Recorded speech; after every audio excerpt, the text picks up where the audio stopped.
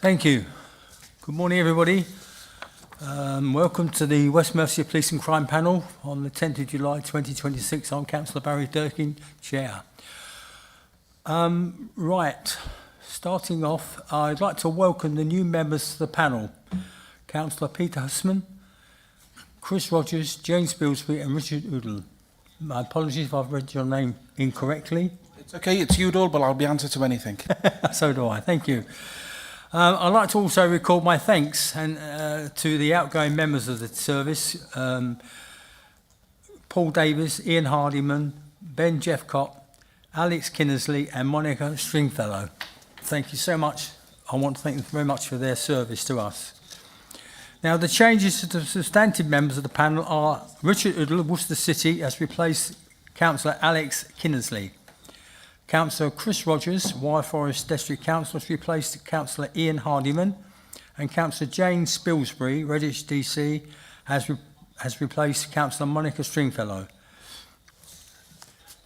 Now, as a reminder, this meeting is being webcast, and we'll now go into the agenda proper. Right, name substitutes. Councillor Ben Jeffcott for Councillor Roger Evans. Sorry, Chair. I don't believe Councillor Jeffcott has arrived yet, but Okay. that was the plan. And although Councillor Bakul Kumar was substituting for Councillor Helen Jones, he's given his apologies this morning. Yeah, I'll do that now. So apologies from Councillor Bakul Kumar, who is not undisposed, and also Councillor Liz Harvey, again indisposed. Helen Jones and Roger Evans, and any declarations of interest to be not given? Yes. Jocelyn. Thank you, Jocelyn. Hi. For transparency, I'm Jocelyn Anderson. I'm the Chief Executive of West Mercia Rape and Sexual Abuse Support Centre, which supports and advocates for survivors of all forms of sexual violence. We receive a grant from the Police and Crime Commissioner, which accounts for around 12% of our 2026 to 27 budget. And in line with advice from the Deputy Monitoring Officer, I would like to declare my interest in the activity update in particular. Thank you for that. Duly noted. Anybody else? Any declarations of interest? Fine, thank you. We're now going into our public participation. Mr. David Purcell, would you come forward? Our clerk will show you where to go.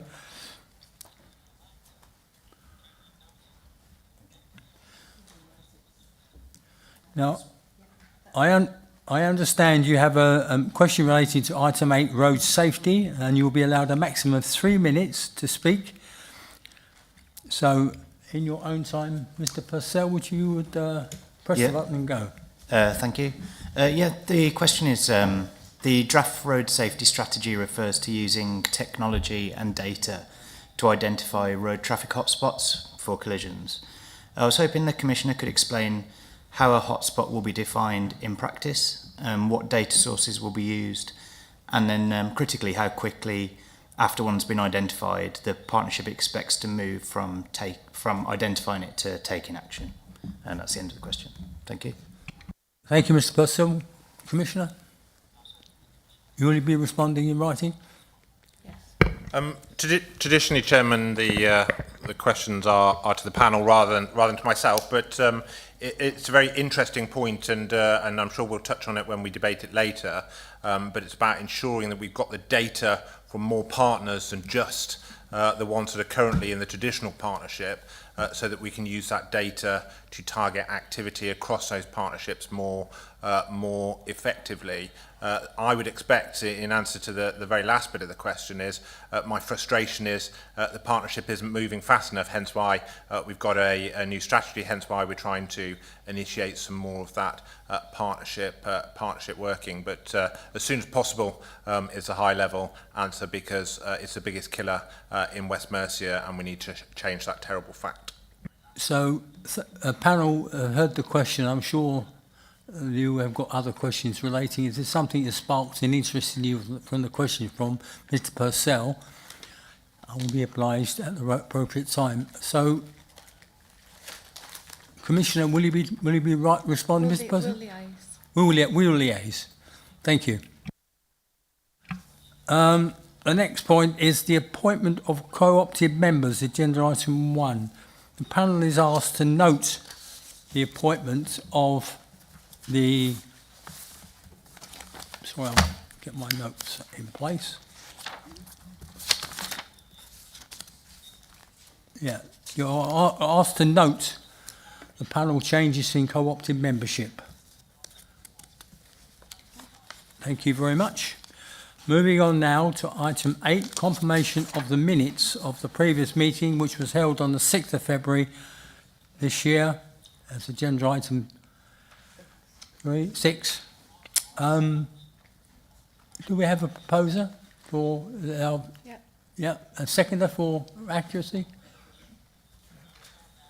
Yeah, Rob, thank you. Those minutes, I will sign those minutes as we go forward. Thank you very much. Right. Again, a vacancy has occurred within the lay independent co-opted members, and you will be provided with an update on the two co-opted members' positions on the panel. As I say, there is now a vacancy, and the term of office ended on January 9th, 2026.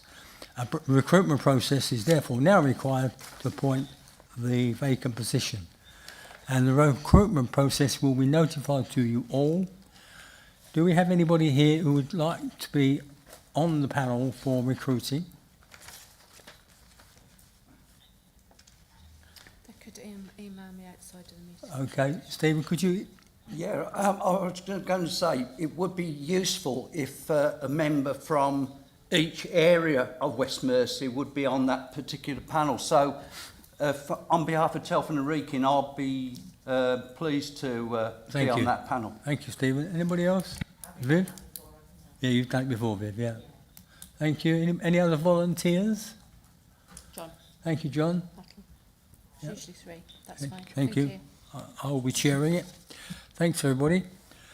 Okay, we now move on to the substantive meetings now. Road safety. You're invited to consider this report, and Commissioner, I'll be obliged if you could open the presentation, please. Thank you, Chairman. Good morning, panel.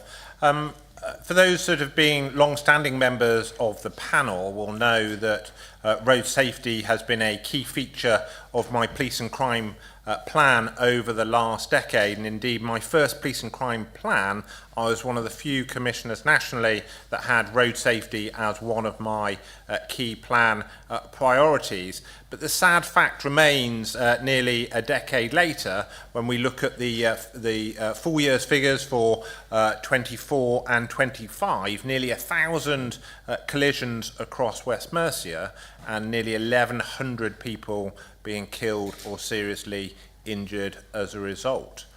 You'll see in the strategy that's attached to the papers is there is an attempt to be a reset of the already good work that is out there to tackle this very sad fact, but it's also recognising that we're only going to change the reality that our citizens are experiencing by doing ever more effective work together.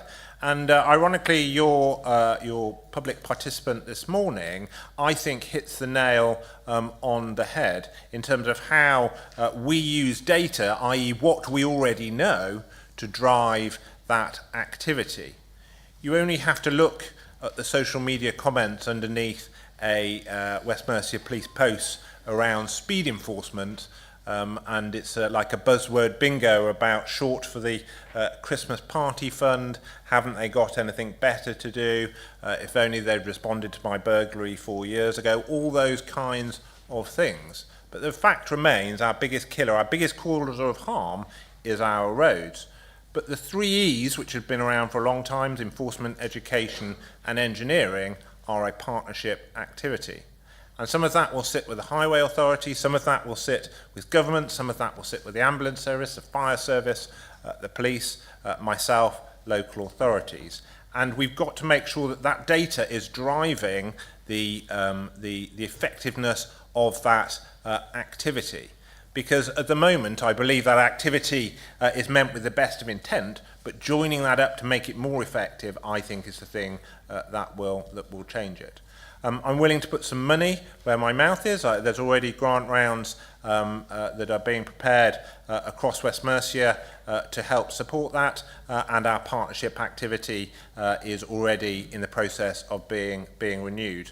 I am really keen to ensure that the legacy of police and crime commissioners in West Mercia is a more effective partnership system in tackling the harm that is caused on our roads.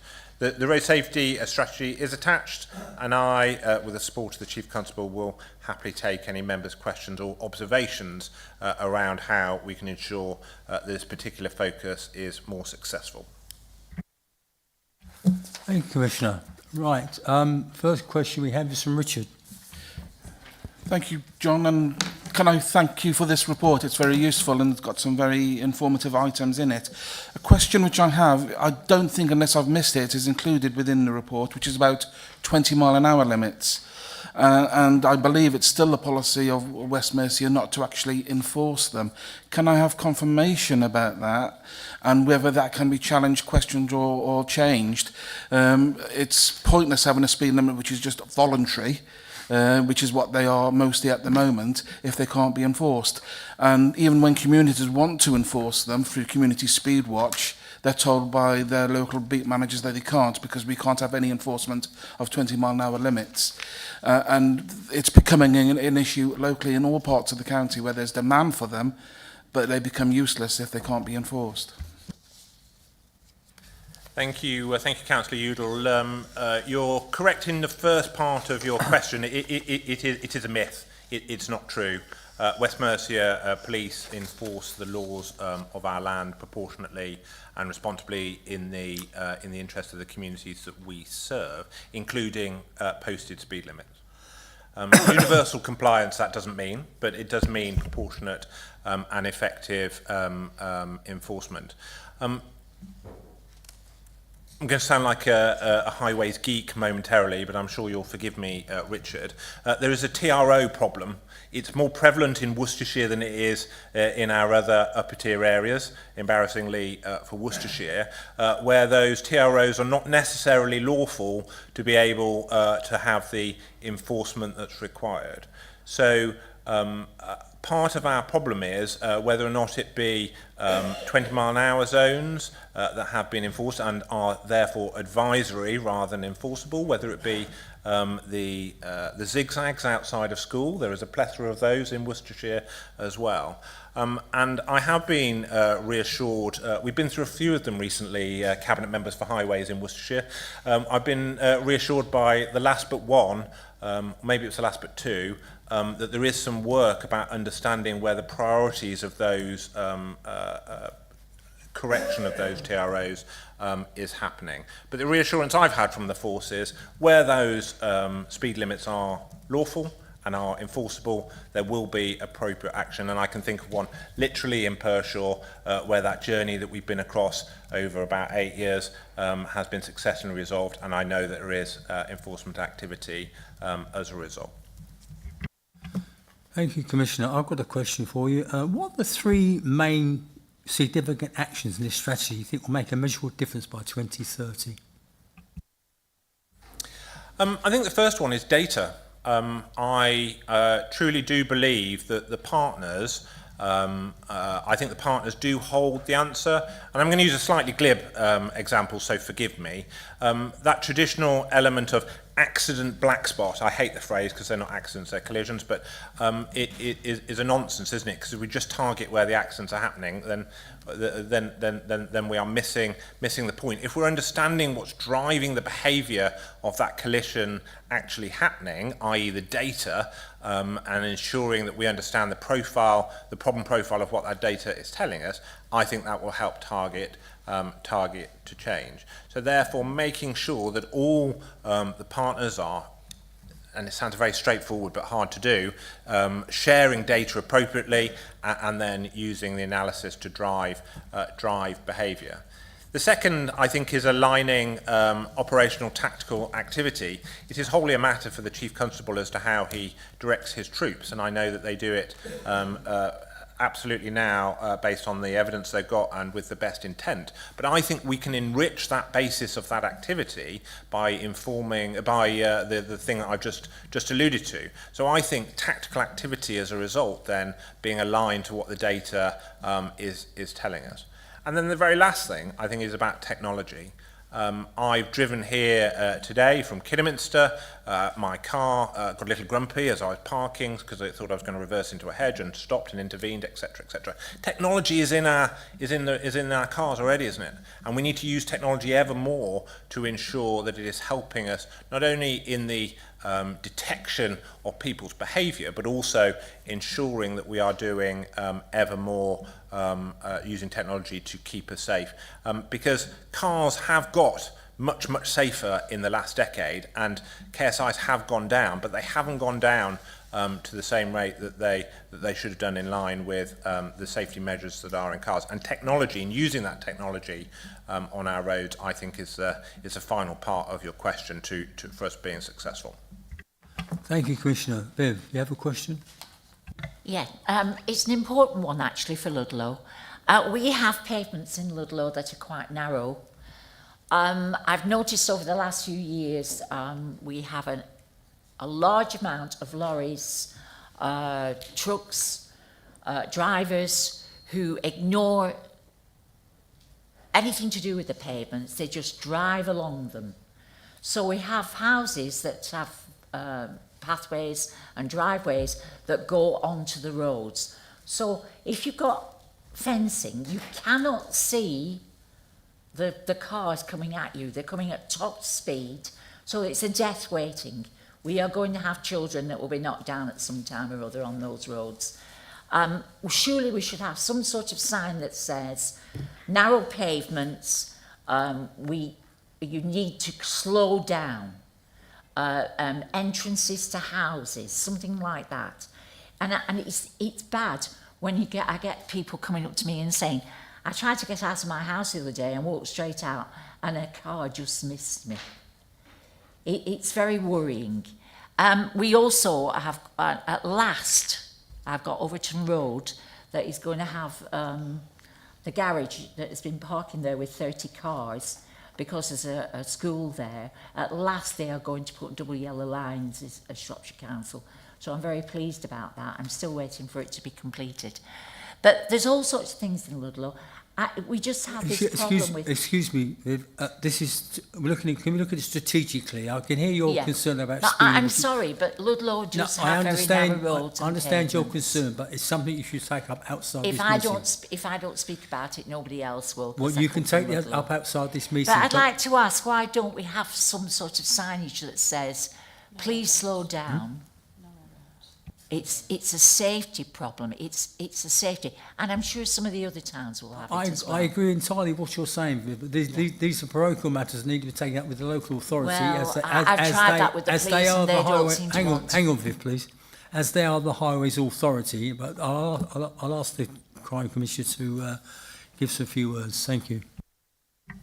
I think Councillor Parry makes an important point, and the point you've just alluded to, Chairman, is the right one. I know Councillor Wilson on Shropshire Council, the relevant cabinet member, is very amenable, and we've had a very good relationship, so I agree with you. Improved signage often helps. It's not the be-all and end-all, because we need to prompt drivers to make the right decisions, don't we? And if there are areas in Ludlow that Shropshire Council can assist in doing that with, I'm sure Councillor Wilson will be supportive. But the central premise of the initial part of your question is the pavement is for pedestrians and not for trucks, cars and or other things. And it's not universal, I know, but we need to ensure mass compliance with the general principle that I've just alluded to. And where that's not happening, I expect partners, through the type of strategy we're talking about here today, to have a proportionate and responsible response to that issue. Thank you, Commissioner. I think it's important to realise that how the partnership is spread across the police and the local authorities. If you've got issues in your area, it's to do with roads, its highway authority. Do with speeding or dangerous or inconsiderate driving, that's the police matter. Right, John, please. Yeah, thank you, Chair. This is really trying to understand the numbers that you've actually presented. So there's in paragraph 7 and paragraph 11, I want to just sort of try and get some clarification, the context of that. First of all, the drivers, we're talking about the drivers in the age group 65 plus being the most involved in collisions, and those in the group 17 to 24-year-olds age group being the next in line, as it were, closely followed by. So that adds up to 37%. How many different categories are there, just to try to understand what the other categories are? Are they 10-year categories, 24 to 34, or what are they? How many are they? Because 37% is less than half of all the percentage involved in accidents. And just to go on to looking at 11, it's really about interpretation. We've got percentages there. The question that I was trying to sort of understand, we've got motorcyclists typically are quite vulnerable on the roads, maybe more so than cars, but they've been involved in 60% of the collisions. So the question really is thinking of, there's much, much less in number terms of motorcyclists on the road. So 60% could be actually quite a high percentage of those motorcyclists, if that makes sense, on the road. And we've got things like programs like Think Bike or whatever other things to try and alert drivers to think about motorcycles, because they are actually very, very vulnerable. So maybe a comment about that would be useful as well. Thank you, Chairman. So the age categories, I think, are in 10-year blocks, I think is, and we draw out the things we've drawn here because these are what the problem profiles are starting to show are the problem. In effect, younger drivers starting their driving journey, and drivers towards the end of their driving journey, and the stats are quite stark, and they should drive our focus, but they're not. It's not an instruction manual. It should drive our inquiry. And you're correct around motorcyclists. So I describe it as they are disproportionate in the miles that they travel for KSIs, i.e. for every mile that they travel versus a car or a lorry, they are more likely to be involved in that, and that should change. And we see an ebb and a flow, of course we do, but we absolutely they are disproportionately and have been consistently disproportionately represented. The government or the road safety agencies have now got a hierarchy of what they call vulnerable road users, to which motorcyclists are nearer the top. But it is this type of strategy that I expect West Mercia Police, the organisation I govern, but also the wider road safety partners to understand what they're contributing to changing that fact, rather than us just accepting it. That's the way it should be. I happen to believe, for example, in motorcyclists, you are correct, other road users are a danger, but it is also the skill involved of those operating the motorcycle. It is multiple in its required approach. But for me, it is the type of inquiries that you've just been, or the analysis that you've just been starting to give, that I expect partners to be able to take then into a tactical conversation and be held accountable by their own organisations as to the effectiveness of that activity.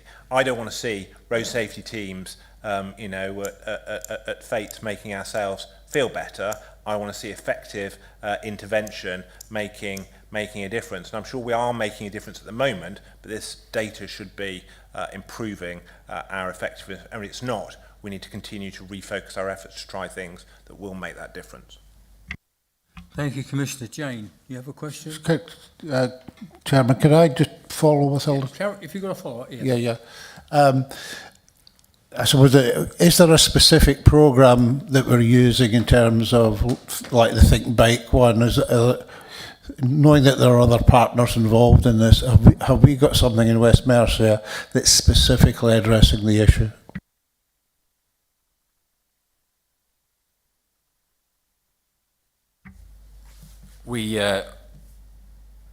I think motorcyclists make up about 3 or 4% of the road population and 16% of the KSIs. That's it's been the case for some years, and we've implemented specific activities aimed at education and engagement with motorcyclists, particularly at peak locations. Many of the individuals who ride motorcycles through the West Mercia area come to West Mercia because of the nature of our road, so we don't necessarily have a large resident population. So we have a targeted team. So we have a team of motorcyclists who, as well as undertaking enforcement activity, have a significant engagement role with targeted activity to try and engage with vulnerable road users, of which motorcyclists are one. But the Think Bike campaign is part of that. So the answer is yes, Councillor. Thank you, Chief Constable. Jane. Thank you, Chair. My question is related to the document. I very much welcome the strategy. I think it's long overdue. I represent Redditch, and as you probably know, we've got a very complicated road system in Redditch, and people seem to feel that they've got carte blanche to drive at whatever speed they like, because we've got a lot of dual carriageways, and people don't recognise that they have to slow down when they come off the dual carriageway. And it's a cause of a lot of ward work as councillors, which we have to pass on to Worcestershire or the police. My question about the strategy is there doesn't appear to be, I'm sorry if I've missed it, but there doesn't appear to be a mention of e-scooters and e-bikes. Now, I know that others will share our concerns. From Redditch, we've certainly got a proliferation of these vehicles on pavements, through shopping centres, through pedestrianised areas. They seem to just have carte blanche. They are actually illegal on the roads, but when asked about this, our Safer Neighbourhood officers have responded that they can't do anything about it because they can't give chase in case the person dies, and I think that's a reference to an accident that happened in Wales somewhere. So this gives the impression that these vehicles, the legality of these vehicles is unenforceable. So why is it not mentioned in the strategy? And can it be amended? Thank you. So it is included within the elements around bicycles and motorcycles, and you're correct in around this. We don't see yet legislation catching up as to what these actually items are, and this is part of the problem. I think society is using something pretty prolifically, and yet the legislation around it hasn't yet caught up, as has the technology and indeed tactical abilities for the police to be able to intervene. I want to make sure that West Mercia Police, when they use force, including on our roads, it isn't leading to terrible consequences that aren't proportionate to the issue that they are dealing with. I don't wholly subscribe to how it's been relayed to you from your local officers around the tactics that are available to West Mercia Police to deal with the proliferation of e-scooters and e-bikes.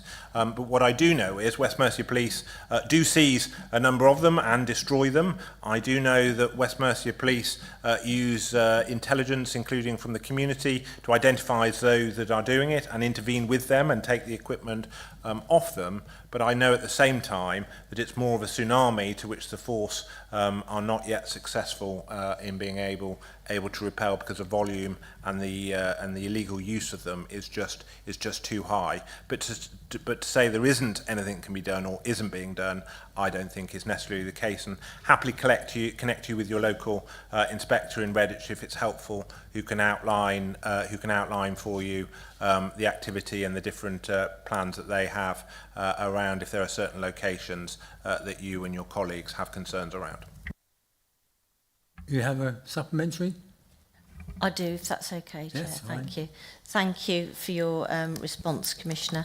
I I know Richard Field, the inspector for the Safer Neighbourhoods team in Redditch, very well. We've spoken about this issue many, many times. And I just think this is a missed opportunity to raise the profile of this particular plague. And if we don't have clarity over the legality, I think we do, they're illegal.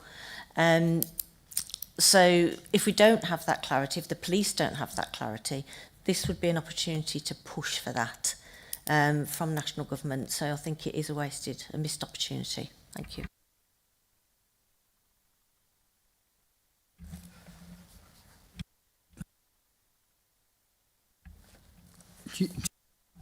Please. Thank you very much. Yeah, my question refers to the Safe Roads section on page 46, and I suppose I'd be really interested in your comments on whether the system around design and everything is working. So I have experience in Shropshire of the, on the one hand, the independent consultants, WSP, and then Active Travel England, and then Department for Transport, all sort of arguing with each other over aspects of design at different stages for specific schemes. But meanwhile, we're still seeing the development of developments without Copenhagen crossings, without continuous pavements, for example.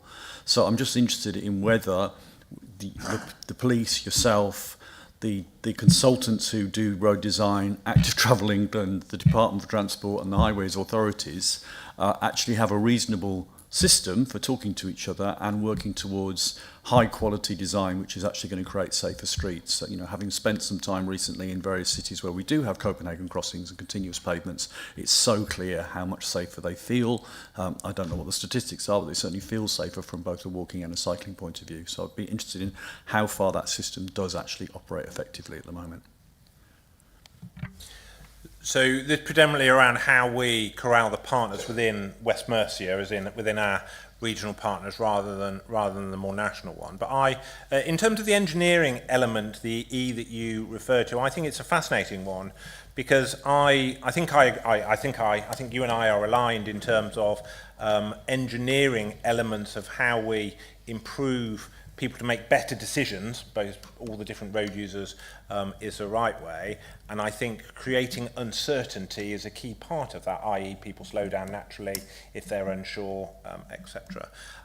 But innovative highway designs often then cause lots of controversy, don't they? And there's a very live example currently in Shrewsbury that will have come and been implemented at a lot of money, and somebody somewhere will have said this is cutting edge and will do all the things that we would want it to do, but it hasn't got the public support, I don't think, if you look at the controversy that's followed. And yet I can think elsewhere in West Mercia and many other shared space highways delivered solutions that have been delivered and indeed are delivering the benefits.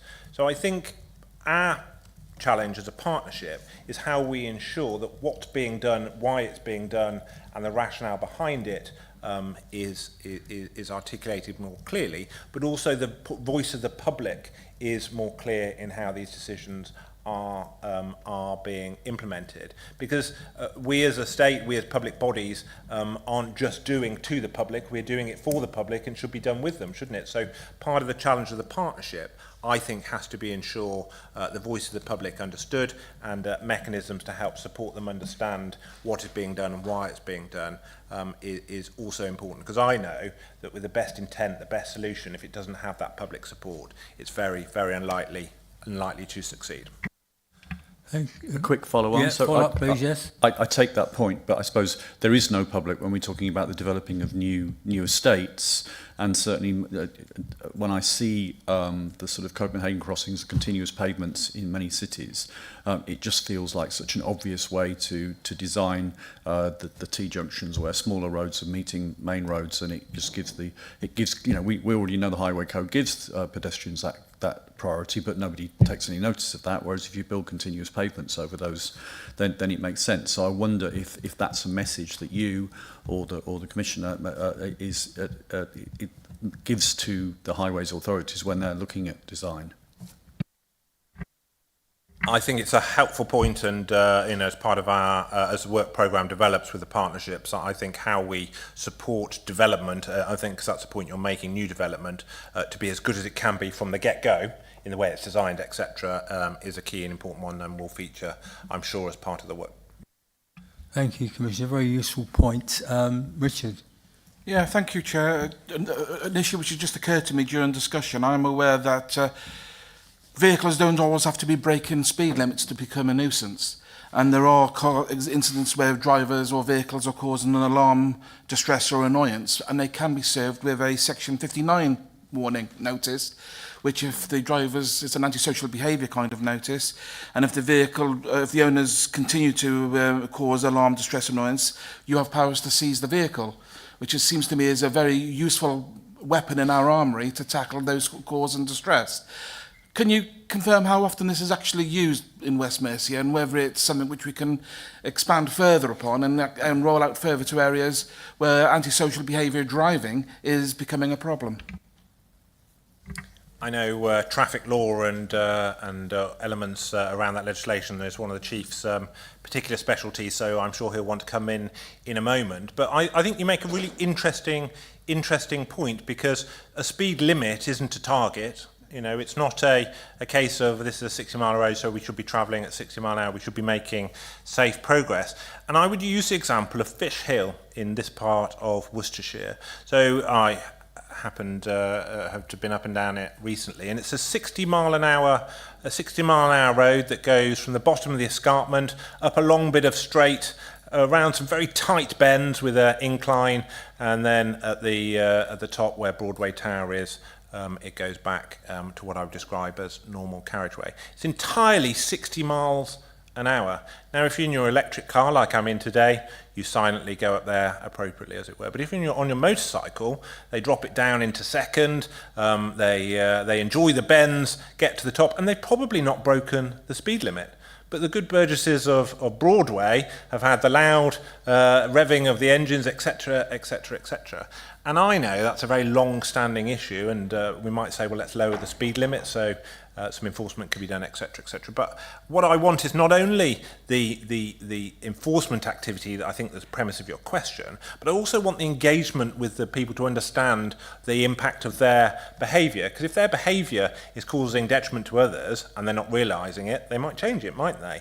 And if then don't change it, there should be some enforcement.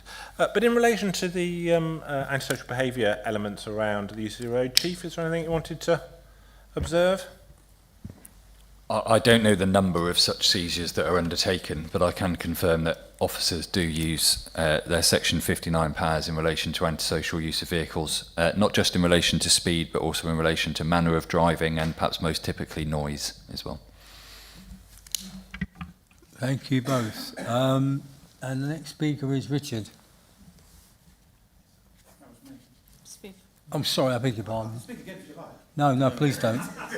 Viv, please don't, Richard, please don't. It'll be a quick one.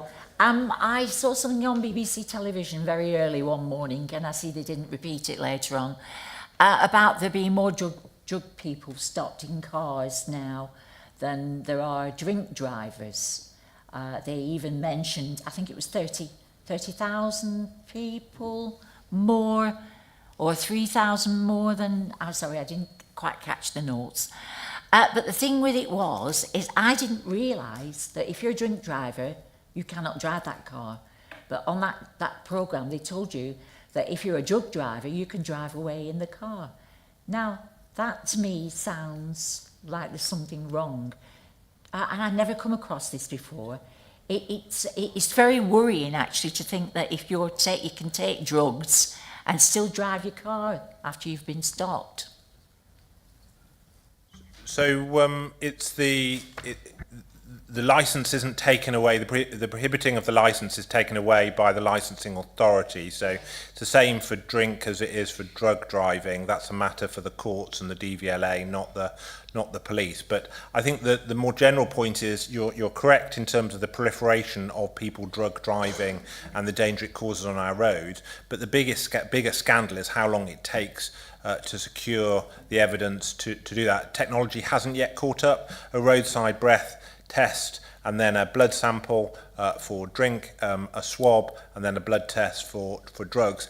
This is outdated. We need to make sure that we are improving, because technology is caught up, but the licensing of them to be able to prosecute these people hasn't. And I think that is the challenge, because people can carry on doing that behaviour potentially for a period before they have their licence removed.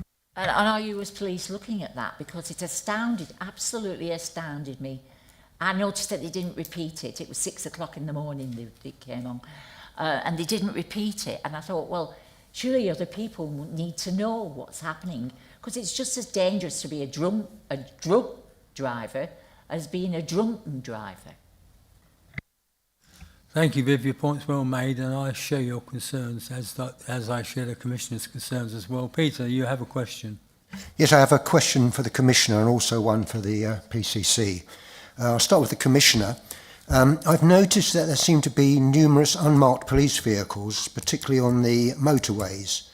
Should these perhaps be converted into marked vehicles to increase visibility and so prevention, rather than for speed enforcement, which I suspect is their primary role?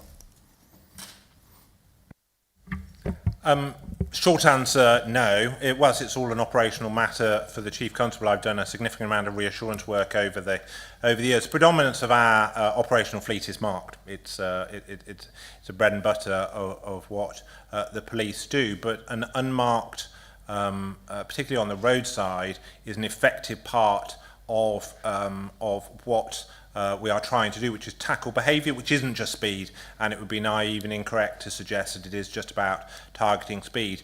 If you're using your mobile phone whilst going down the M54 and a marked police car comes past, you're likely to put it down. If an unmarked police car comes past, you're not necessarily likely to put it down.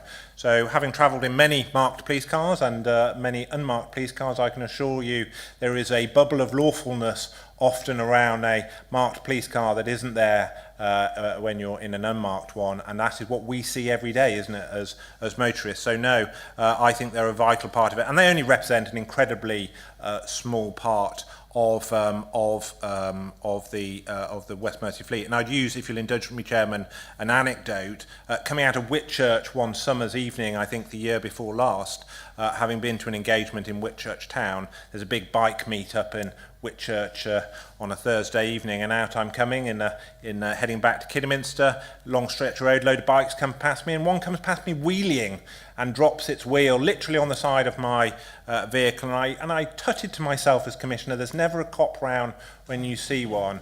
And another bike comes past after him, and I think to myself, is that an unmarked bike? I thought it's not one of West Mercia's, I don't recognise it. Next the blues come on, and there's an intervention with that driver. My contention to you would be that rider that day had an intervention because of an unmarked fleet. So for me, I think they're a great tool, and West Mercia gets it right at the moment. So your wish was granted. Thank you. And my question for the PCC, I read in the annual report... Peter, do you mean the Chief Constable? No, the PC... We are the Police and Crime Commissioner. Okay, you've got another question? Yeah, that was for the Crime Commissioner. We're on road safety at the moment, Peter.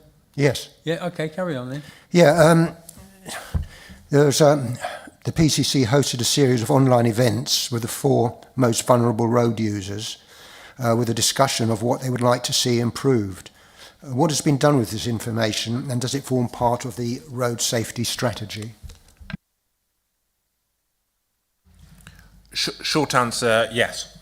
That's the whole point, is ensuring, and it comes back to the point I made earlier to Councillor Dean, is around ensuring that we've got the public's voice around their priority, because I absolutely know the things that are causing us harm, but I also know that the public care about, and Councillor Udall's question earlier in and around ASB is a really good example. It's not just, it can't just be 100% around the highest harm, it also has to be that we continue to have the public's consent, predominantly for the enforcement activity that often goes with the subject that we're talking about today.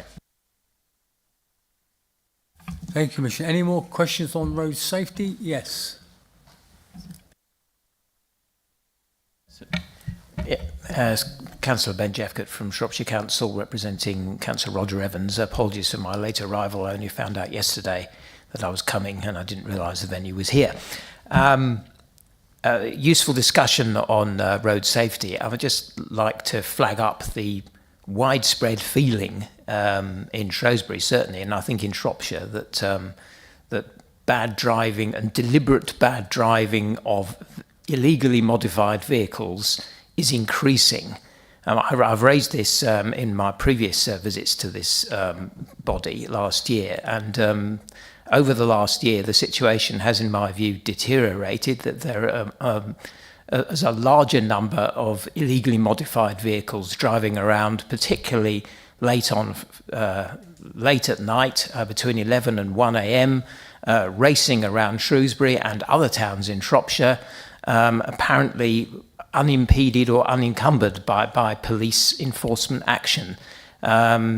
I've welcomed in the past the Commissioner's priority on road safety, and I'm hoping that we will see some evidence of action to improve road safety. But the number of vehicles which have been obviously modified with exhausts designed to create a Mad Max type of vibe and just driven around all the time is clearly increasing. And some of them are motorcycles, some of them are cars. They are particularly prevalent on Friday evenings. They're particularly prevalent between 11 and 1 a.m. It is very easy for police, if they are detailed to try and enforce the law and stop this kind of activity, because you can hear them. So if you have a relatively small number of police vehicles, can crack down on this, because you can hear where the problem is, go after them and make some arrests. But it isn't happening, and I'd like to know why. And it is creating considerable public concern across Shrewsbury that it appears that this type of law breaking is being tolerated. And as a result, other kinds of law breaking then become tolerated. It's very, very important that the police take this issue seriously and take note of public concern, which has been repeatedly put forward. We're often told that it is being dealt with, but it very clearly is not.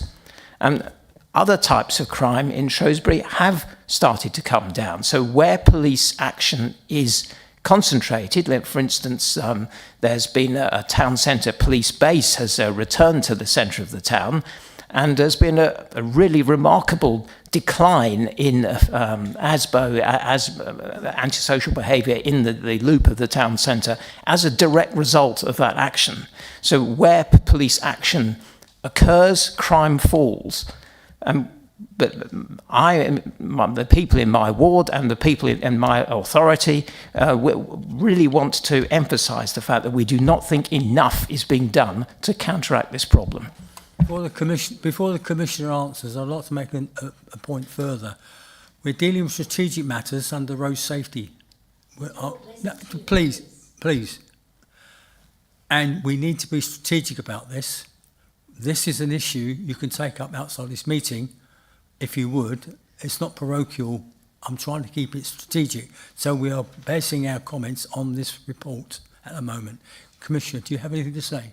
So one of the great things is around getting the partnership together, and as I alluded to earlier, and maybe I alluded to it before the councillor joined the meeting, but there are some partnership meetings that are getting going now where this type of issue can be raised. Because I don't agree with the contention that nothing is being done and it's getting worse. It is anecdotal. I get that's how it might feel, but it's not necessarily the case. And my view is where there is an issue in a certain area, then talking to your local policing team and the local sergeant and inspector and asking them and saying this is a priority for us, you know, what can be done about it, and getting them also to say what has been done about it is the key to getting that reassurance. Can West Mercia Police and partners do better at articulating action? Of course it can. I absolutely agree with that. But what I do know is this work is happening, and as I alluded to all the way through this, it's about maximising the effectiveness of our activity to change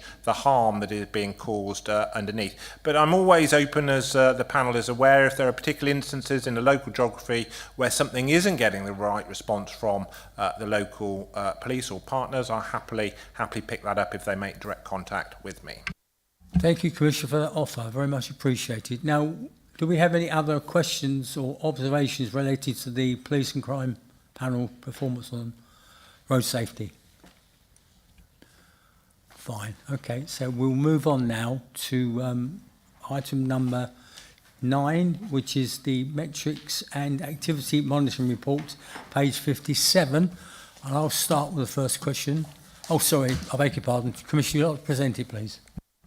Thank you, Chairman. Just while Gareth's plugging something in, unusually I'm grateful for your agreement just to hear briefly from the Chief Constable with a few slides, and I can just preface, if I may, by this unusual step, because of course the panel holds myself to account, but I thought it was useful for you and the panel to hear directly from the Chief Constable. As members will have read from the activity report, the Chief Constable has realigned the organisational focus for West Mercia Police, and indeed is in the process of implementing that, and that's what he's going to talk about there are a few slides, and indeed it's about 10 minutes or so, and then afterwards, if there are questions, myself and the Chief will field them before we move to the rest of the activity report with your indulgence. And with that, get the Chief to talk through the slides.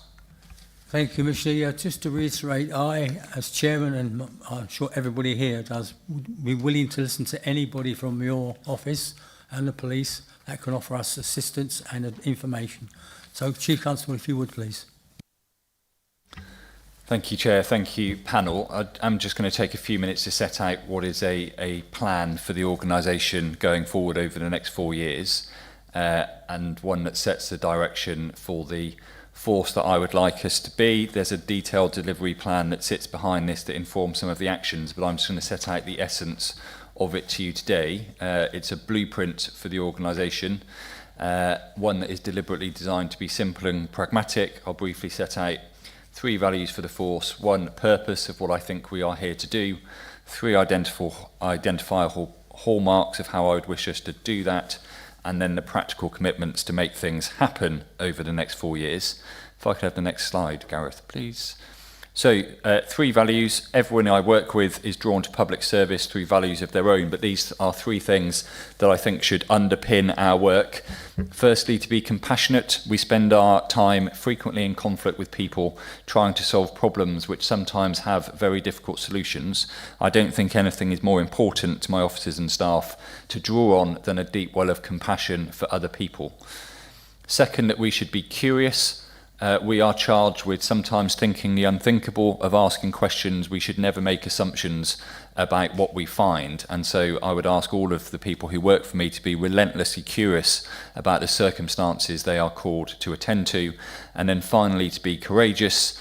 You will associate, I hope, officers and staff with physical bravery of running towards danger, but I want them to be more than that. I want them to be courageous in taking action, in setting their own path of what is important, in challenging the things that are wrong internally and externally, and making sure that we are making a difference in our societies. Next slide, Gareth, please.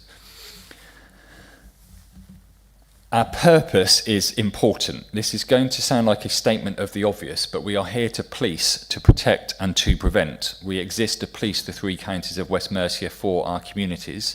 My experience of policing over 28 years is that we can become reactive, but we exist to police places. We are the police, but to police is a verb. It's to keep in order and to ensure that the law is observed, and that is something that I would want my organisation to have very much at the front and centre of our mindset. So we are active in policing communities, covering some of the things that have been discussed today on behalf of the communities that we serve. Moving on, Gareth, please. So 3 hallmarks then of how we do that. Firstly, that we focus most on the work that only the police can do. Again, something that we've touched on this morning. I want us to be focused on those things most that are unique to us. We have certain powers that we must use. We are charged with investigating crime, with enforcing the laws of the land and the laws of the road. And I want us to be focused most on those things that people expect of the police. That isn't a rejection of our wider public safety role, but an endorsement of it, that we fulfil our part of the partnership effort to the very best of our ability. In terms of the standard to which we do that, I would want us to do it to the standard that we would want our families to receive. something I've heard many times during my career, but nothing more accurately captures that combination of care and professionalism that I and my staff aspire to. And then finally, in terms of how we work together, we support each other to do our jobs to a standard we are proud of. We all want to feel pride in our work in West Mercia Police, and we have to work together with the various teams and disciplines across a range of different areas, geographically and thematically, to provide a service that we are proud of and that we would want for our own families. If I could have the next slide, Gareth, please. I'm just going to touch then on 5 operational commitments and 5 organisational commitments that I think are the essential steps for us to get right in delivering that purpose to that standard over the course of the next 4 years. And I'll touch on them each briefly, and I'm happy to answer any questions with the Commissioner. Firstly, to re-emphasise something I've already mentioned, that we actively police our communities with every role in the organisation contributing to that effort. We are not recipients of demand in West Mercia Police. We do not exist to close things down. We exist to solve problems and to police our communities. So our mindset and our posture is one of actively policing. We reduce crime through effective problem solving. We've touched on the wide range of issues facing society. Our role generally exists where there is a problem. We intervene early when a problem is developing, but I want us to be focused on the work that only we can do, which is solving problems of crime, antisocial behaviour and road safety. So we are consciously making decisions about what is the most purposeful and effective use of our time. Thirdly, we target those who cause the most harm and protect those at greatest risk. Everyone in West Mercia Police deserves a service from West Mercia Police. No area can go unpoliced, and we will provide a good service when we are called upon. But our proactive, active efforts should be focused on where they have greatest impact. If we target offenders properly, we protect everyone who would fall victim to those offenders. If we patrol the areas of greatest harm, we have the greatest preventative impact. So again, our efforts are targeted, intelligent and evidence-based. We build confidence by engaging communities, doing our job well and ensuring people know what we're doing. I think that engagement is essential in us knowing what communities want from us and in communities knowing what we are doing to keep them safe. But more important than that, I think that trust is won by us doing our jobs to a standard that people expect us to do them. So we're going to focus on doing our bit as effectively as we can and ensuring that we know what it is that people want from us, and then we are telling people what it is we are doing to keep them safe. Because believe me, we do care, we do listen, and we are very active in trying to solve the crime and antisocial behaviours affecting people in West Mercia. And then finally, we investigate crime thoroughly. This is our unique selling point in policing. I expect every officer and member of staff to have an investigative mindset, to pursue reasonable lines of inquiry and to update victims as to what we are doing. There is few things more important than the police responding to those things that mark transgressions in society that people expect us to deal with. Shoplifting, theft, burglary, drug dealing and so on. Next slide, please. So to finish, 5 organisational commitments, so more internally focused, but I think essential in making these things a reality. We have to attract and develop exceptional people and enable to fulfil their potential. I struggle with the suggestion that policing is just a matter of common sense and can be done very straightforwardly. Technology, bureaucracy, accountability, expectations are making more complicated roles within policing, and so we need to attract exceptional people who are brave, who are diligent, who are tenacious, who are creative, and they are officers and staff, and our training needs to enable them to be the best person that they can be. I've mentioned standards, and I think that being an organisation and force of high standards is essential. We do things that are enormously consequential, but the things perhaps of lesser significance in of themselves, the way we look, the way we care for vehicles, the way we talk to each other and the public, set the standard for those things that we do of even greater importance. So standards will be something that we are focused on. The way we treat each other informs the way we treat the public. So I want my officers and staff to feel that they are valued for their contribution, something that doesn't always feel forthcoming from the public in an area of significant criticism, albeit I am convinced that the vast majority of people in West Mercia still support their local police force. But I want to ensure that everyone in the organisation feels valued for their contribution and that they are treated fairly by the organisation they work for. That means that we address shortcomings honestly and proportionately, but we celebrate success as well. Couple things left. One is to work together to plan effectively, implement new ideas and change what doesn't add value. Policing can be highly procedural, it can be highly bureaucratic because we work in a very risky business, but we need to ensure that the things we put in place to guide processes are not overly bureaucratic. Where things aren't working, we change them quickly, and everybody has a role to implement new ideas and to try and make things better, and that we are planning for the organisation's future, and this is what this blueprint is designed to do with the delivery plan that sits beneath it. And then finally, increasingly importantly, we need to develop reliable equipment, technology and data in support of effective policing. So much of what we deal with is about data, knowing information, piecing together the real picture and being curious about it.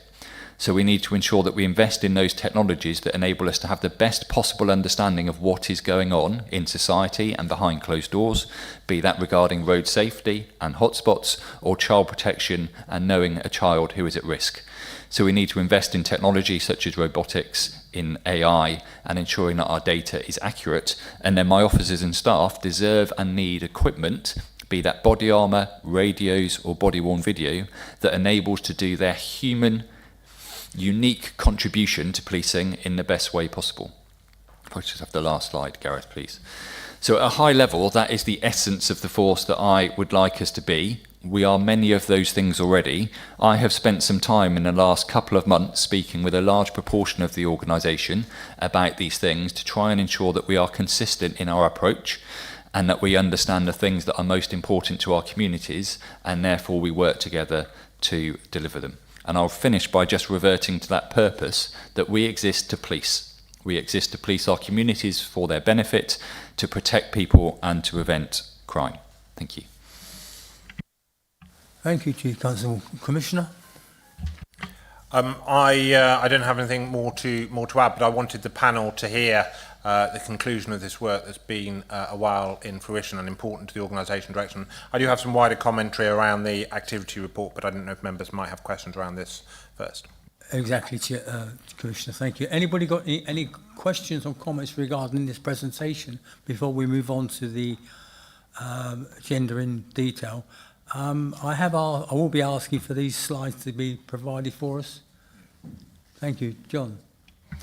Yeah, just to say that I think that's an excellent presentation by the Chief Constable. All the values I think that we all expect to see in that are in there. The approach is correct. The technology developments are correct, and I think it deserves to be fully endorsed by the panel. Thank you for that, John. Any other questions about the presentation? Thank you. Yeah, I just wanted to reinforce what my colleagues just said. I think it provides real clarity, which will be very welcomed, I'm sure, by the officers and the staff, but also the, the members of the public and us as members. So thank you. Yeah, thank you. I would endorse that as well. I'd be obliged if we could have a copy of the slides. That'd be excellent for us to receive. Okay, we're moving on to agenda item 9, which is the metrics and activity monitoring report. I've got a question to start with. Sorry, I beg your pardon, Commissioner. It's your turn first. Thank you, Chairman. Just as customary, just to draw out a few things, if I may. We've attempted to bring the panel fully up to date because there's quite a big gap since the last panel meeting, so we wanted to make sure you had the very latest information, so forgive the slightly longer activity report. There's a few bits I would just, with your indulgence, draw out. Firstly, around the council tax for specials. I'm sure panel members would support the incredible contribution that special constables make in our society, and indeed our drive to increase their numbers. To bring it into context for panel, in 2025, in the 2025 financial year, 22,000 hours given by special constables in West Mercia was extraordinary. In this financial year, we're on target to see some 27,500 hours given. Now, for those who don't know anything about specials, it's not a paid role. We're not able to offer remuneration. But one thing I want to do is be able to offer a council tax discount for those specials that provide a high level of service. And indeed, I am disappointed that I've not had a particularly proactive response from the billing authorities to which are represented in the room today. Just to be clear, there's no cost to the other billing authorities, i.e. I would fund it myself. It is an incredibly, I would suggest, effective investment, i.e. It's a very small amount of money to enable the amazing volunteering work that these individuals provide, and so therefore I am surprised that the billing authorities see the problems rather than willing to help solve them. And anything members from the billing authorities can do back in their constituent authorities, I would be very, very grateful for. The other two things just to touch on briefly, I ran a very large consultation over the last 3 months around the potential of merging of police forces. I have included some of the data within the paper. I understand we are about to have, I think, a change of Prime Minister. The incoming likely Prime Minister has indicated that he's not necessarily up for forced mergers, so all of this might be about to go away in the coming weeks, but I thought it important for the panel to know what the response was and indeed what it meant in their constituent areas. And very lastly, I just wanted to touch on the criminal justice element and in reference to the Sentencing Act. I am very, very concerned over a very long period of the state not providing enough prison places, whilst at the same time continuing to increase those numbers being sent to prison, that we're about now to see the latest series of early releases of people who should be in prison in our community. And let's be clear, there will be a much larger role for the force, West Mercia Police, to deal with those individuals in our society. And my concern is twofold. First of all, the ability of the force to deal with it when they want to be dealing with all the other things. And lastly, I think it's a central principle that a punishment should have teeth in our society. If you get sent to prison, I get you might not do your full sentence, but at the moment I would suggest to you that we don't truly have justice being delivered for those that have been wronged in our societies in too many cases.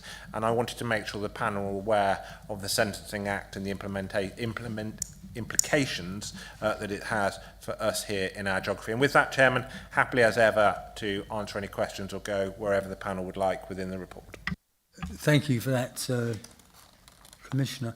I'll start with my first question. It's on page 59, item 11, where it's mentioned that you are standing down as the SRO of the Community Drugs Partnership. How will the PCC office continue to support activity to reduce harm from drugs?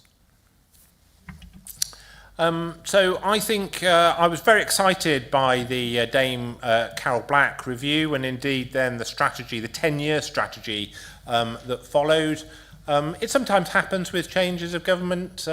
We have seen a shift in emphasis, and so therefore my worth and the worth of my office being involved in the effort that it takes to do it versus the benefit, I think has gone down dramatically. And so hence why it's right after a significant period of time that I withdrew as chair. But it's telling that the CDPs have reverted back to their local authority footprints. That ability to want to collaborate together probably was never there in the first place, and that's a matter for them, as it were. But we'll continue to support the individual partnerships with representation from my office, and indeed I know the Chief Constable has measures in place to ensure there is appropriate representation on there. So I think the work will still happen on the tactical level. My fear is on the more strategic, bigger geography basis, we aren't going to see the benefits that perhaps Dame Black had anticipated when she started this some 5 or so years ago. Thank you, Commissioner, for that answer. Jocelyn. Hello. Unsurprisingly, my questions relate to violence against women and girls, and particularly relate to pages 66 and 67. It is a long question and 3 parts, I'm afraid, so please bear with me. The IDVA service, the Independent Domestic Violence Advocacy Service, is no longer being delivered by a specialist domestic abuse provider. It is now commissioned separately from a wider range of domestic abuse provision, including refuge, helpline, and specialist services for children and young people. How does the PCC envisage this model working in practice for victim survivors who are at the highest risk of harm, particularly those who require a coordinated package of support for themselves and in many cases for their children or wider family? My second question is around the specialist ISVA provision, which is the Independent Sexual Violence Advocacy provision for seldom heard and underserved communities. The previous ISVA model included many specialist roles, originally commissioned through the Ministry of Justice, which included funding to improve access and engagement for survivors from seldom heard and underserved communities, including LGBTQ and those with additional needs. Could the PCC clarify why these specialist ISVA roles are no longer included within the current service model, and how the new provision is expected to identify, engage and support survivors who may experience additional barriers to accessing mainstream support? And thirdly, there is currently no dedicated secure base in Herefordshire for which ISVAs or IDVAs can provide face-to-face support to victims or survivors. There is a need, and it is particularly significant where delivery relies on public or shared outreach facilities whose availability, privacy and wider use cannot be controlled. And that's particularly prevalent for people who are in domestic abuse relationships or those who may have experienced faith-based abuse. How does the PCC envisage safe, confidential and consistent face-to-face support being delivered in practice in Herefordshire, particularly where services are reliant on public or shared outreach buildings?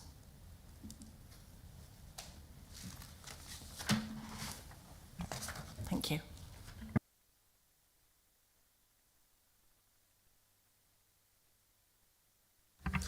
Thank you, Chairman. I'm aware of Jocelyn's view on this. I'm aware of her being the Chief Executive of a previous provider. I'm aware that doing something different sometimes challenges the way that we've done something to do something slightly different. But I would hope that she would accept my motivation for what I'm trying to do is improve outcomes for those that need our services.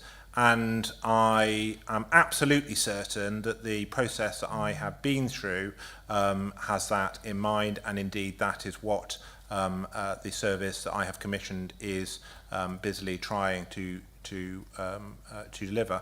I don't accept the premise around the non-specialist organisations. I think they are specialists, and I have confidence in the service that is being commissioned. But it is early days. So if there are those concerns, we have appropriate monitoring in place to ensure that they are outed.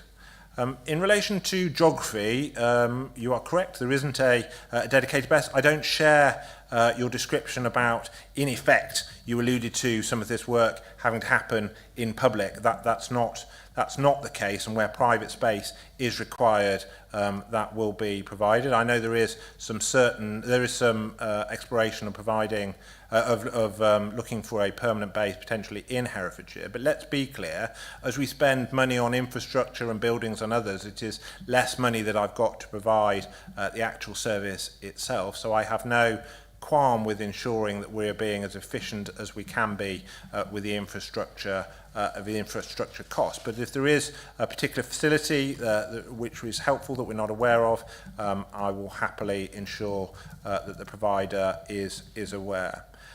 Lastly, I would suggest that this is an area of business of where the demand is greater than our resource to be able to meet it. I'm proud over my tenure as Commissioner of increasing the resources available in this area pretty consistently, and indeed protecting when resources have been constrained. Does that mean choices have to be made? Of course it does. Do I think this recommissioning work is the wrong thing to do? No, I don't. I think it is the right thing to do. But I do think it might be pertinent for the panel at an appropriate juncture, maybe a year into the contract, to maybe do some more deep dive work that will enable them to have some wider reassurance in this area. But very early on, it is very difficult to know whether or not the points that Jocelyn made ultimately are impacting victims yet, or indeed not, because as much of it at the moment will of course be anecdotal. But as I say, Chairman, the offer is there if the panel want to do that at the appropriate juncture. Thank you, Commissioner. Any follow-up? Can I come back to you in a minute? Yes, please. Yeah. Thank you. Richard, then please. Thank you, Chair. Two questions which are basically very linked. The 101, you're only as good as in response as the ability for people to contact you in the first place. And I'm always been concerned about the ability to respond to 101 calls. And I see things are getting better, but 59% answered within 30 seconds is still not good.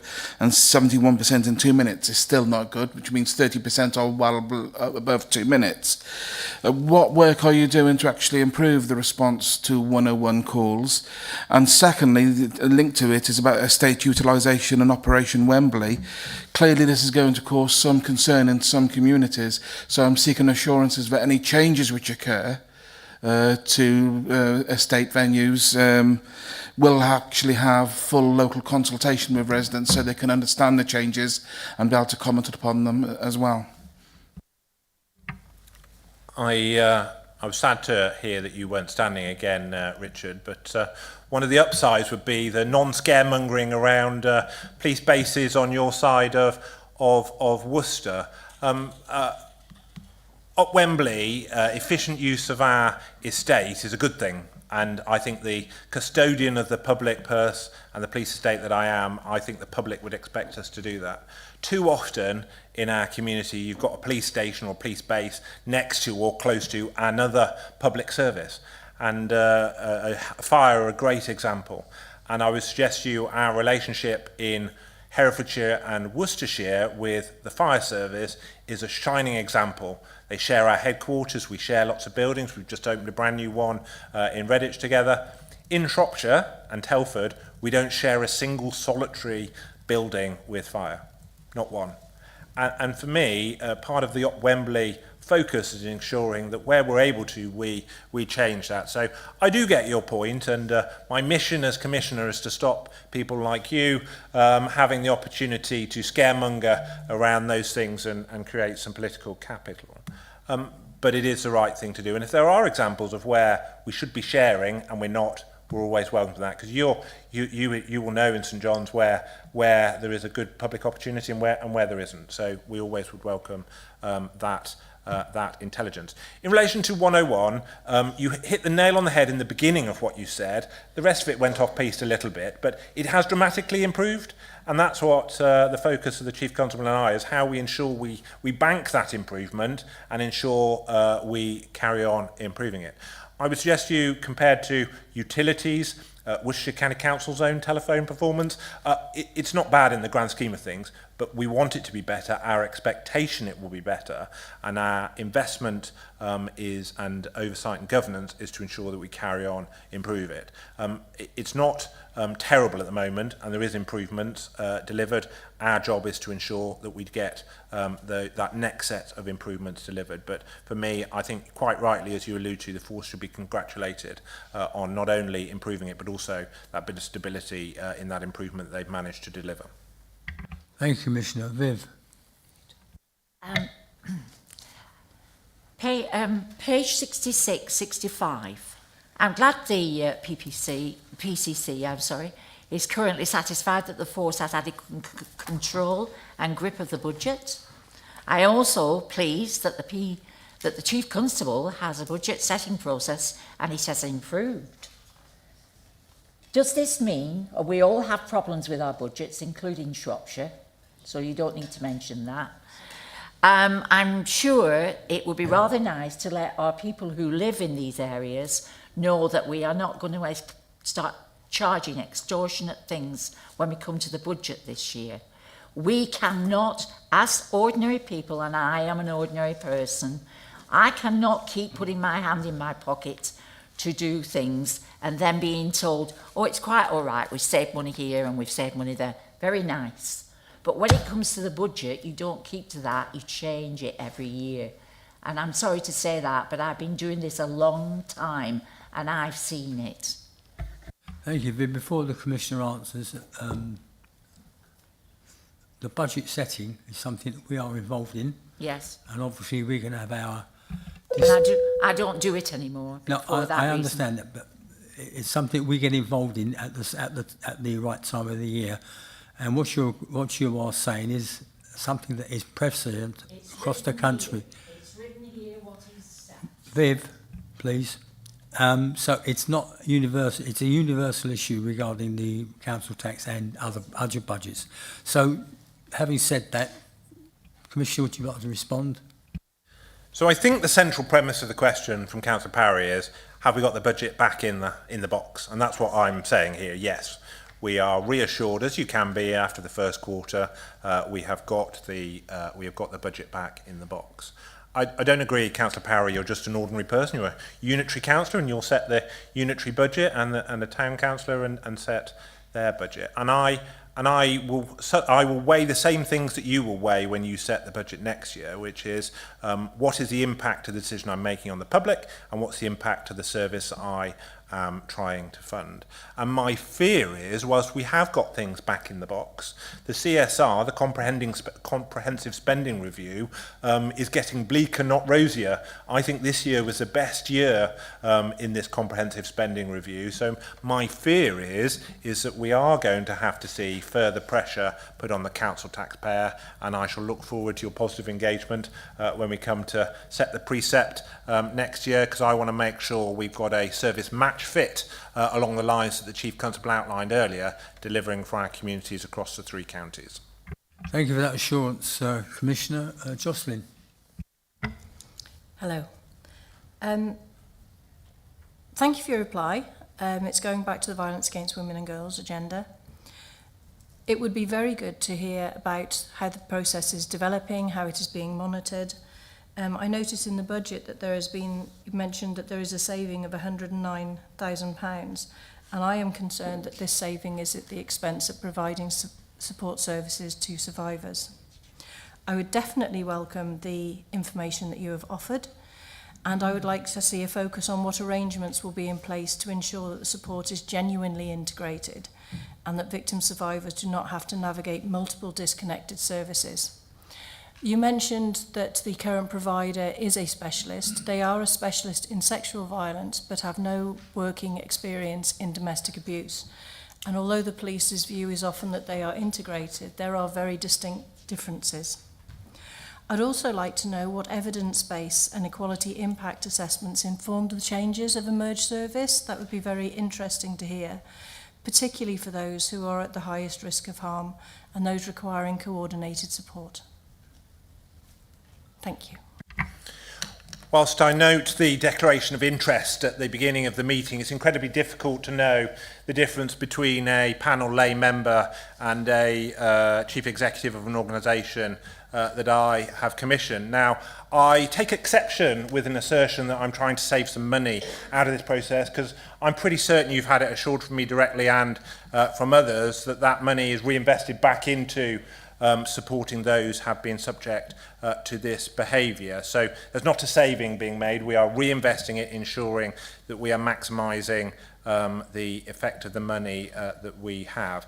I've committed from day one to put more money into this area, and that's exactly what I've done consistently year after year. If there are certain issues or technical things that you want reassurance around, either in your capacity as a lay member of this panel or indeed as chief executive of the organisation that you are, if you write to me formally, I'm sure we can provide them, we will do. Thank you for that offer, Commissioner. You have a...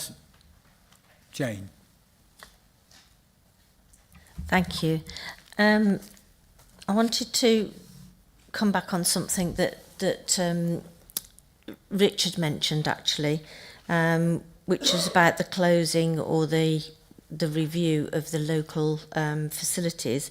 And the Police and Crime Commissioner mentioned the new shared facility in Redditch, which is very shiny and very new and very impressive, but it's not in our town centre.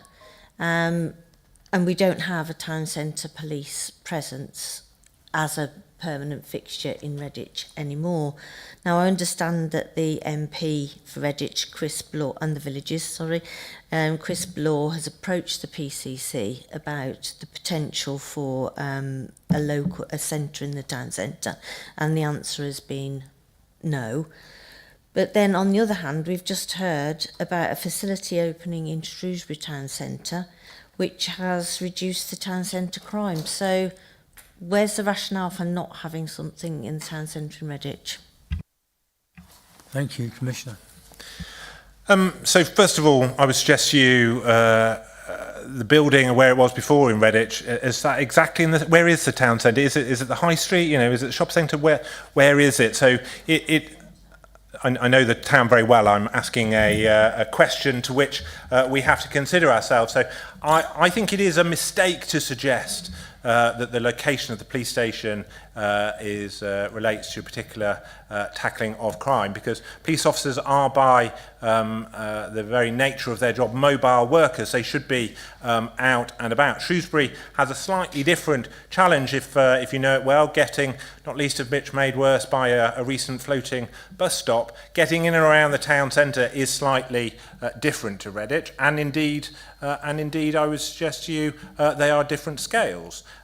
But the central premise being that my expectation is West Mercia Police are dealing with issues in the town centre, and you've alluded a couple of times, Councillor Pillsbury, about having a relationship with a local inspector, and I'm assuming he's also telling you he has the resources to be able to deal with the issues in the town when they're being raised, because that's my expectation and understanding. And lastly, in relation to the MP, all I've seen is a petition which I would suggest to you was probably a fairly naked campaigning tool in the run-up to the local elections, to which I've never seen the result of. All I know is that I have invested to ensure that the police base in Redditch is set for generations to come. There are more officers based now in Redditch than there have been in a generation, and ultimately they're provided with the appropriate resources to make sure that they can deliver the strategy that we saw the Chief Constable allude to earlier. If there are areas to which the police can be more visible and indeed share spaces or indeed offer surgeries on others, I know either via my office or via Inspector Field they would welcome them, and indeed if they can participate, they absolutely will. Thank you. Follow up. Thank you, Chair. Yeah, I think it is a bit disingenuous, actually, to dismiss a petition as a cynical electioneering ploy, because actually this is a genuine issue that people in Redditch, the residents of Redditch, are very, very concerned about. And so I think it is somewhat disrespectful of you, to be perfectly frank, to dismiss that. I'm sorry you haven't seen the results of the survey, but I will make sure that Chris gets in touch with you, provides you with those results, because they are quite decisive.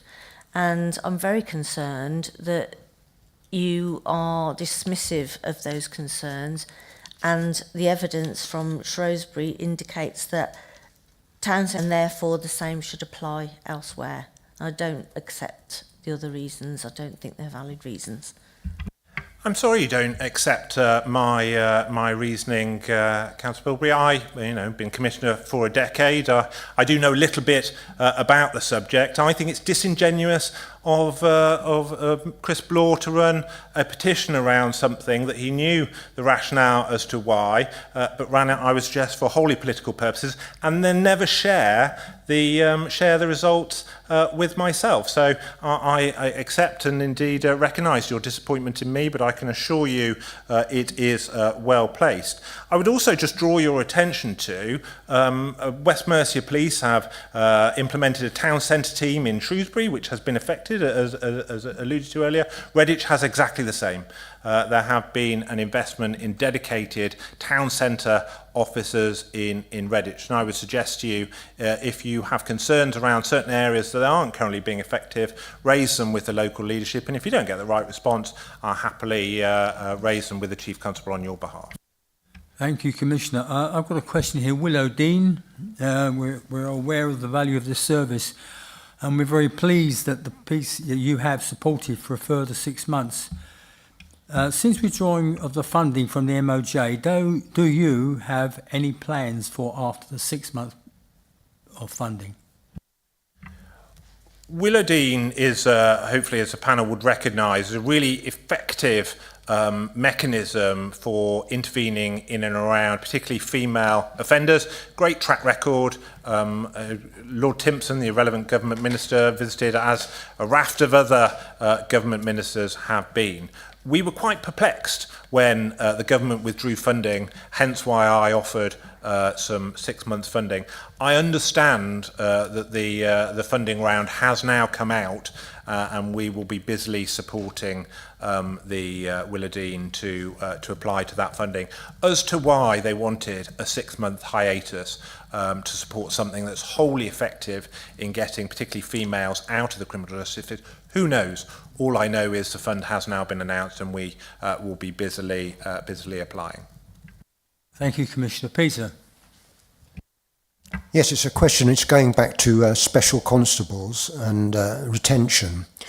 I recently spoke to an extremely competent person who became a special constable. He is now left due to what he says is a lack of support given when reporting for duty. He felt unwanted and, quite frankly, a hindrance. He stated that of the 20 recruits who he trained with, only those few who actually want to become police officers remain. My question is, are there any statistics or reports on this matter to verify or refute of what he said?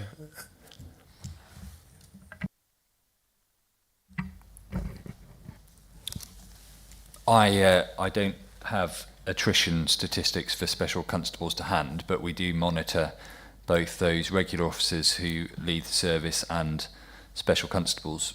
We've made some significant commitments to try and increase the number of special constables we have overall, which includes making an effort to ensure that those who do sign up to give up their time and join us find it a rewarding experience.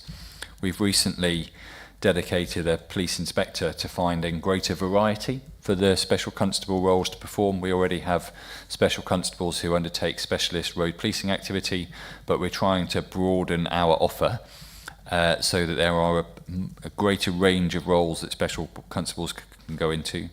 We are also introducing some special constable ranks so that there's opportunity for some, broadly speaking, supervisory responsibilities, albeit primarily managing the logistical arrangements of other special constables, so that some of those hygiene factors, like being able to get access to the right lockers, making sure that duty times are agreed, are better looked after. I'm sorry to hear that that individual's experience was not a positive one. It does ultimately come down sometimes to individual supervision, but at an organisational level, we are committed to ensuring that we increase the number of special constables, which, as well as recruiting others, means ensuring that those who are prepared to join us have a positive experience. Yes, thank you. Is there a contact I could perhaps get in to speak to about these retention figures and so on? Could you deal with this outside the meeting, please, Peter? Thank you. Next we have Stephen. No, okay, fine. Richard. Oh, okay, next agenda item. Richard, please. Yeah, thank you. I just want to just prove I'm not just an evil socialist. Just want to say congratulations on something. The Jog On project, which has been rolled out in both Worcester and in, I think, Kidderminster, has been a success. And I've had a lot of women tell me how grateful they are to see it in operation. I'm aware that not many people will be probably aware what it is, so could you give some examples of how the operation is working and whether it's so successful that you can consider rolling it out to much wider areas and more communities to give reassurance to women and girls that they can be safe on the streets when they're taking exercise? I think the Jog On example is one really good example around positive intervention around some of the issues in our society. Why, as a man, am I able to go running and not be subject to the kind of behaviours that a female might be? And seeing the police being involved in that, in both plainclothes and overt uniform, I think is a really important reminder, because we aren't going to necessarily enforce our way out of this, but enforcement is a key part, and I think enforcing behaviour that's often patronisingly described as low level, I hate that phrase, but has huge impact on the individual, being proportionately and robustly intervened with by a police officer, fulfilling the thing that the Chief alluded to earlier, doing only the things the police can do, using their warranted powers, is really key. And I know that the force are particularly impressed with the impact that the initiative has had and how that gets mainstreamed to benefit across the force area. But the only caveat I would add is it's only one small part of a wider societal focus that the police must be part of to ensure everybody in our society is able to go about their business without unwanted interference from others. You've got supplementary, Richard? Just to seek whether it will be expanded over a wider area, and if so, when and how. Forgive me, sorry, I said yes over this financial year. Thank you. Do we have any further questions from panel members regarding this metrics report? Sorry, John. Yeah, thank you, Chair. On the question of counter-terrorism, there's a national body that exists and works along with various police forces and councils about that. One of the big aspects of it is intelligence and gathering information, and we have an environment where we have festivals. We have the 3 counties show where there's gatherings of people at 3 counties. We have food festivals. In Upton we have jazz festivals and so on and so forth. And around West Mercia I'm sure there are many other similar things. So the question, or the understanding I would like to sort of get a hold of, is the relationship between the counter-terrorism body, the national body, West Mercia, and the role of the councils in actually helping to police and make secure and safe these sorts of festivals and gatherings in our area. So the bit of legislation, Martin's Law, the Protect and Prepare legislation, I think is a really great one. It's getting going. I think the ability of different organisations to respond to that, whether it be councils or organisers of festivals, I think is limited. So therefore, I am reassured that West Mercia Police, as part of the counter-terrorism organisation you allude to, are playing their part in supporting them. For example, I recently was part of a conference in Shropshire, which was about getting ready for Martin's Law, and it was really good to see in some areas it's about the police giving the appropriate advice and support, and in other areas they are able to be more self-sufficient, but recognising that it is new bits of legislation, but ultimately it's around ensuring that people are safe in going about their daily business. I would suggest across West West Mercia. The engagement is not yet uniform. It's a bit patchy in places, but I think it is getting up to speed. Other organisations have got other things going on as well, so I recognise it's not as straightforward as I would describe, but I think overall it's in an okay place, and I'm pretty certain as we get towards the end of this financial year it will improve at the level. And ultimately, we as a society have got a role to play. 20 years ago, if you went to the Victorian Fair in Worcester, you wouldn't see some of the immovable barriers that are commonplace today. And so it's about how all of these types of measures, and that's just one, start to come commonplace. And we as a society are not only understanding when they're there, but also expect them to be part of this activity. Thank you for that. And the final question on this agenda item, Jane. Thank you. I just wanted to ask a couple of questions for clarification, if that's okay.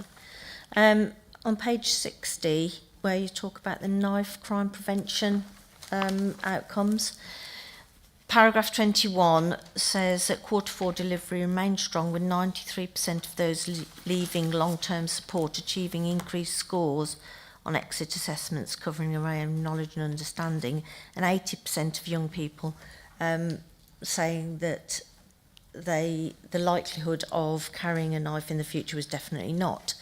So my question is, we've got the percentages there, but can you tell us how many individuals that actually refers to, please?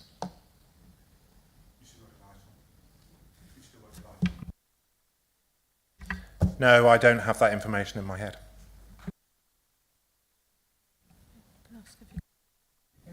Can you provide the information for us, please, Commissioner? We can, yep. You're very kind, thank you. Second Thank question? you. And my second question was about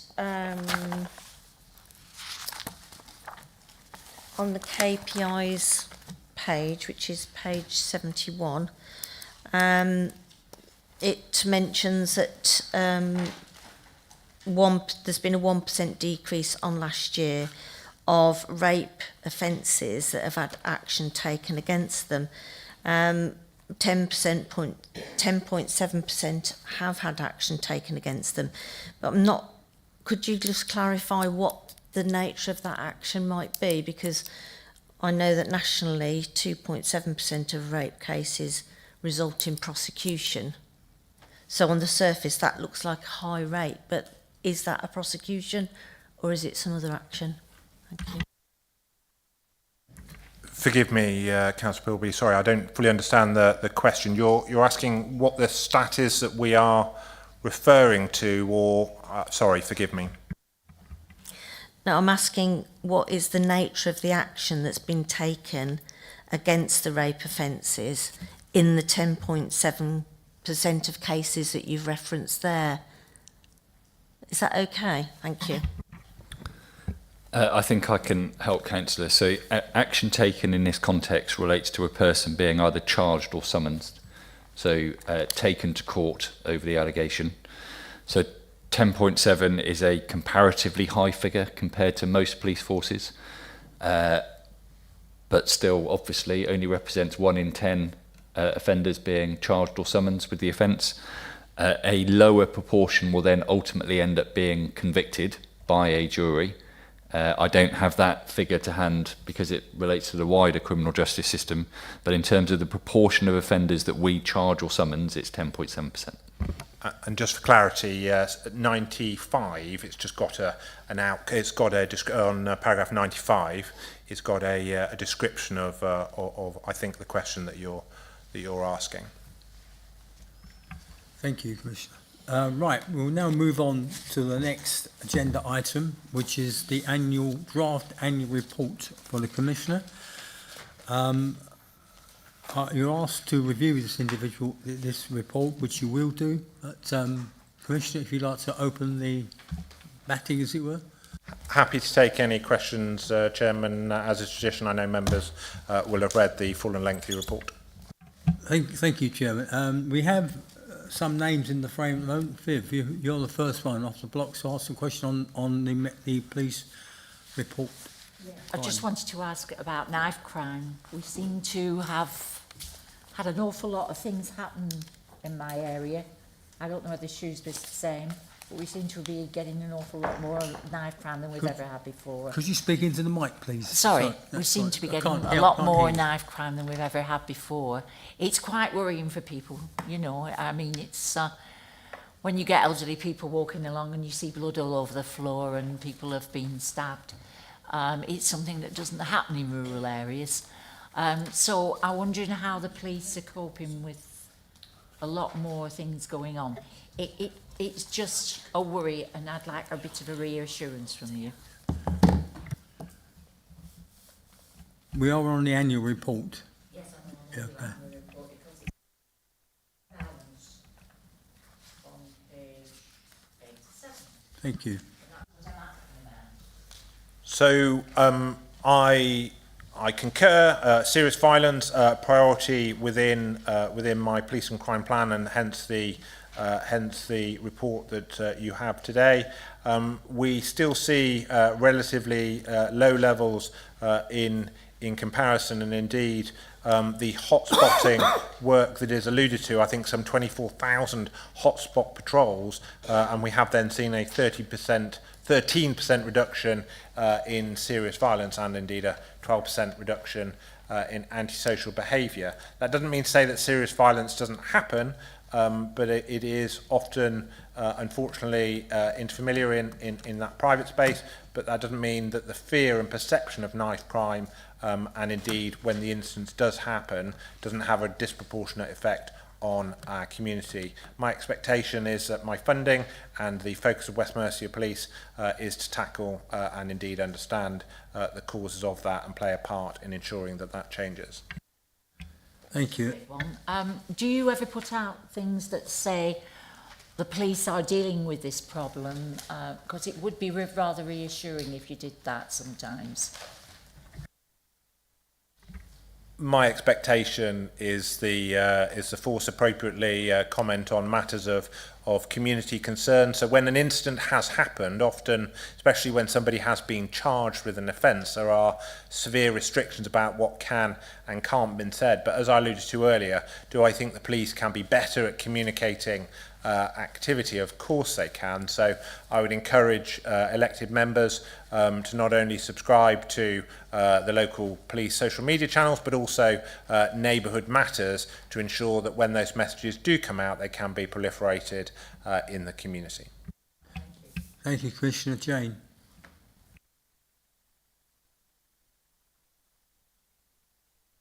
Richard. Thank you. It's on page 86 regarding shoplifting, if I may.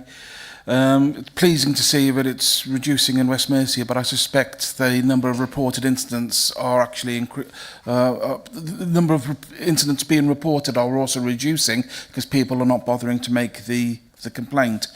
An issue which does concern me is abuse against shop workers, which I now believe is a specific crime which can be targeted against culprits, more so than there has been in the past. Have we used any resources to actually tackle abuse against shop workers and retail workers?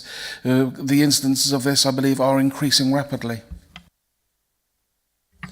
So I don't have the statistics in relation to the use of resources, but my expectation is that violence is violence. I'm not a big fan of the new offences that get created because there was already a route in law for that person to be held accountable. I don't have the stats for violence against shop workers, but what I do know from the engagement work that I do is that it is a real fear out there, and often it's sometimes remote community resources that these retail premises are, that unfortunately if we don't get to the situation where those retailers feel safe doing that, we will lose them, and that community will lose that resource. I'm particularly keen on working with the business owners and retailers as to how we improve that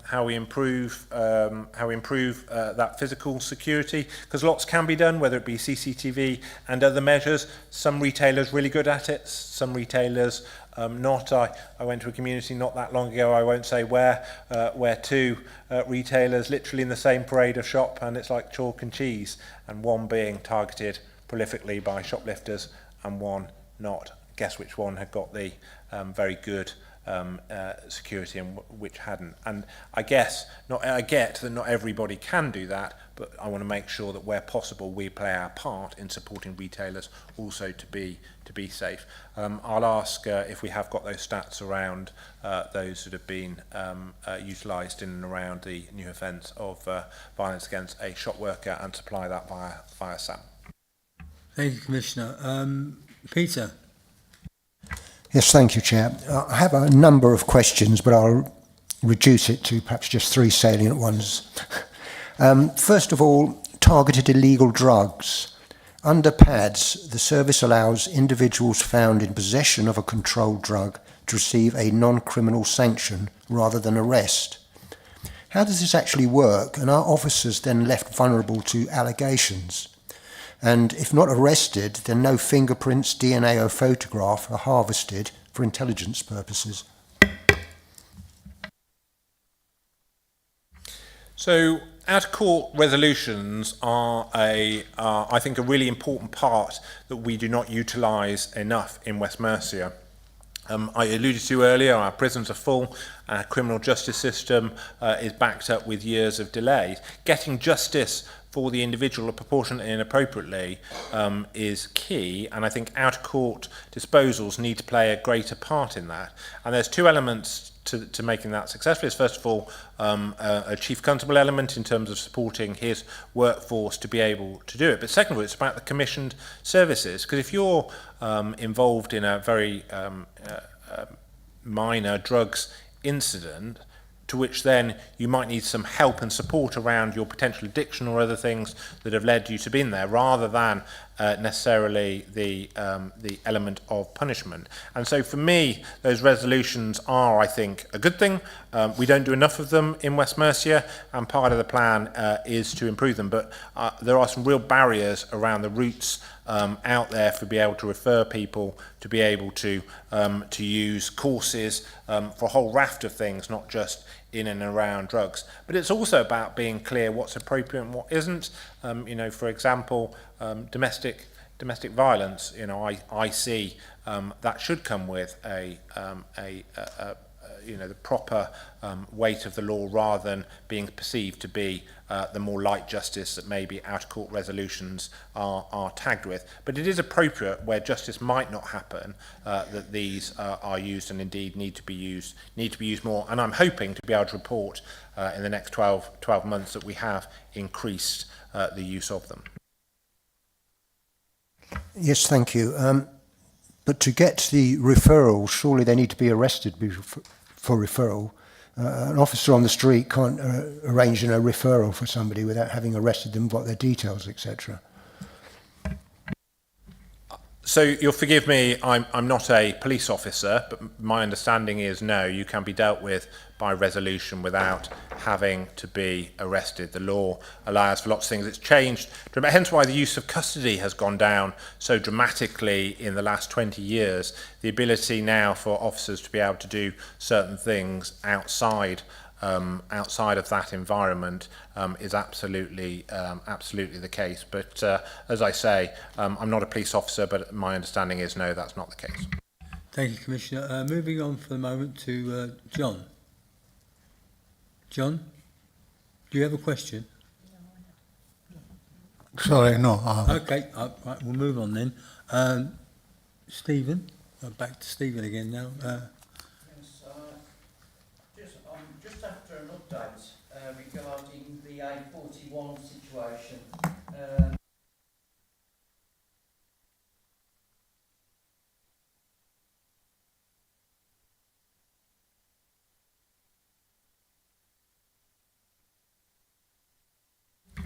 I hoped you might be able to tell me, Councillor Reynolds, but I don't have an update. So just to remind the panel, the 2 councils commissioned a specialist survey that concluded that average speed camera equipment wasn't suitable for the stretch of the A41, and I think the councils were going off to examine as to whether their specialist report was quite specialist or not, but I haven't heard any more. Thank you very much. Moving on now to Jane. Thank you.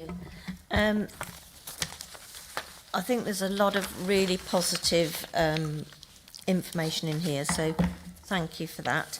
On page 101, I was just intrigued really as to where you've got the total amount of engagements, events, face-to-face meetings, newsletters and online pre-planned operations, school visits and surgeries.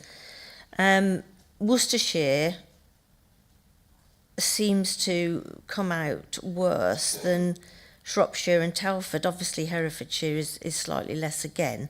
But is there any particular reason for the low numbers compared with the high numbers for Shropshire and Telford and Wrekin? Is there any explanation for that, please?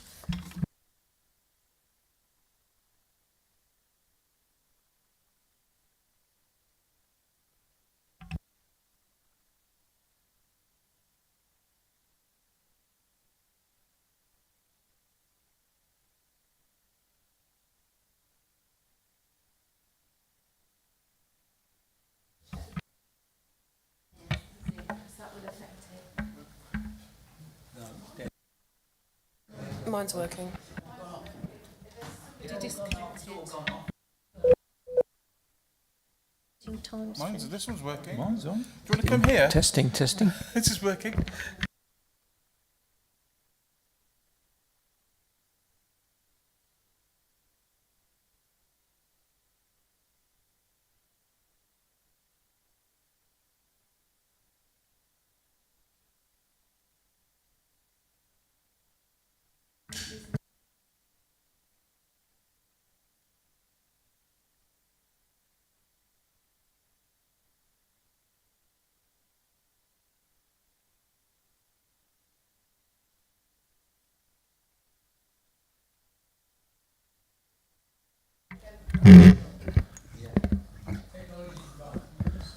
As a 20-year-old student, I worked for British Nuclear Fuels in IT support, and I spent a year switching IT off and switching it back on again and hope it miraculously worked. It's nice to know nothing's changed 30 years later. So the very short answer is there is an anomaly, Councillor Bilberry, in the way that the force record the data.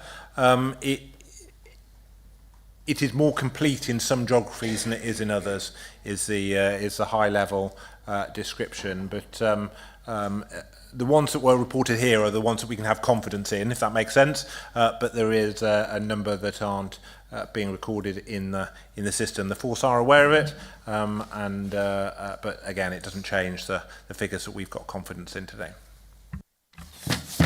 Is there a final question? No, you had a go. Yeah, go on. Can I have another go? Go on. Turn your mic on then. And the light's working still. It's on page 85 when you mentioned about the work you've done with landowners and rural residents. Anecdotally, I'm hearing there's a major increase in animal welfare, animal violence and wildlife violence, whether it's illegal hunting, mindless cruelty or even attacks on farm animals. Is that measured by the facts as you see them? And if so, have you any resources available to tackle animal and wildlife crime in West Mercia? Somebody agrees with me. So it's always difficult around the anecdotal, as you would expect. So what I would proffer as an observation would be, we always see the spikes. So, for example, in lambing season, we see unfortunate instances of irresponsible dog owners not necessarily controlling their dogs around new lambs, for example. It happens. So, therefore, making sure that the force are aware of that and are part of the community in doing the appropriate awareness. And I'd use exactly the same for hare coursing. As you'll know yourself, Richard, there is a season for hare coursing because, of course, hares don't burrow, do they? They are an above-ground animal, and so therefore when the crops have been harvested and the fields are bare, they have little cover, and then the sport of hare coursing ensues. So therefore the force being aware of that, when it happens, ensure they've got things in place to not only support the landowners to target harden, but also target those coming to do it. So I'm not necessarily aware of a spike in the way you describe. I'm aware of the normal seasonal variations, but what my expectation of the force is, they're getting better at knowing when those spikes are likely to happen, and indeed being prevalent. And hair coursing is one of those examples, and my expectation in this autumn is that they are well prepared, and we shouldn't see maybe the impact that we've seen in previous years, but time will of course tell. But if there are certain localised issues, I would always encourage, I don't think we get much hair coursing in St John's, but always encourage to report those to the local officers. They are often aware, but if they're not, it might be that vital bit of missing intel that will help them intervene. We don't get hare coursing, Chair, but we do get deer hunting, especially about muntjac deer, which are very numerous in my part of St John's. And there's been several reports recently of people going out with dogs to hunt muntjac deer illegally. And that's the basis of my question and of the concern which I have raised. Thank you. Final question from me. Commissioner, if funding becomes constrained in the next year, what do you see service or priority would be most at risk with your plan? I've been in public governance for a long time, local authority, and in this role, it is always a balance. You know, I can't think in the last 25 years of the good times, if that makes sense. I'm sure there were, but that element of having to balance priority has always been there. My fear is that the drive we had under the last government around police officer numbers, quite purely, has led some quite interesting and perverse decisions around decivilinisation, that we've taken some steps in the last budget that the panel will be aware of to reverse. My fear is the cost now of a police officer, which at the top of the grade is 50,000 plus on costs. It's with this big costs to the police service, and for me, any pay inflation is a threat. And so, therefore, my fear is that as we have to apply some pressure to our budgets, the police officers' numbers will go down, and it means that our core service is one that gets protected, and it is some of our other initiatives, and we were talking about violence against women and girls earlier, and it's that type of thing that falls, unfortunately, casualty, and I want to make sure that that doesn't happen. We're at the most police officers, the record levels, and my fear is that when officer numbers go down, if we aren't balancing it out by the appropriate civilian support to those police officers, it's the public that lose out. I meant what I said earlier. It's a dull and boring thing, isn't it? This is the best year in the CSR, but unfortunately it is. And so therefore, when we constrain next year, unless there is some change in tact, it will mean one thing, which is a denusion of service, and ensuring that we continue to respond to emergencies is non-negotiable. So it's some of the other more preventative things that do fall foul. Which is a shame overall, but I think the increase in use of technology would help somewhat with that, but it's a depressing picture as we go forward. Stephen, final question for you, despite what I said before. Final question. Peter, beg your pardon, Peter. Yes, sir, I think my tag's fallen down. You're trying to secure funding for a domestic abuse specialist call handler. Surely the need there would be at least 4, so that we could cover the 24/7. Presumably also they would revert to normal call handling when not on specialist domestic calls. And the final one is, under the community conversation event, the PCC is funding self-defence and rugby sessions. Who is this for? Are these for offender focused, i.e. for young offenders? Thank you. Forgive me, reference the first part of the first question. Which page are you referring to?